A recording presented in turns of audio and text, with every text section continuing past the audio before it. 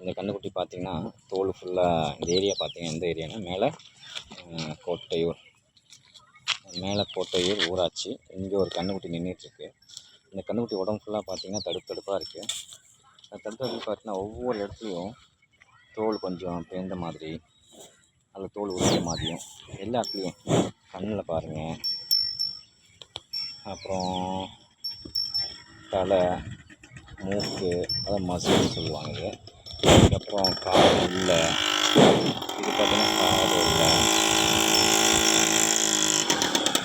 உடம்புல, அப்புறம் இது உடம்புல, அதுக்கப்புறம் இந்த வால் ஃபுல்லாகவே இந்த கண்டுபிடிச்சிருக்காங்க. அப்படின்னா இந்த நோய் இங்கே பரவிட்டு இருக்குன்னு அர்த்தம்.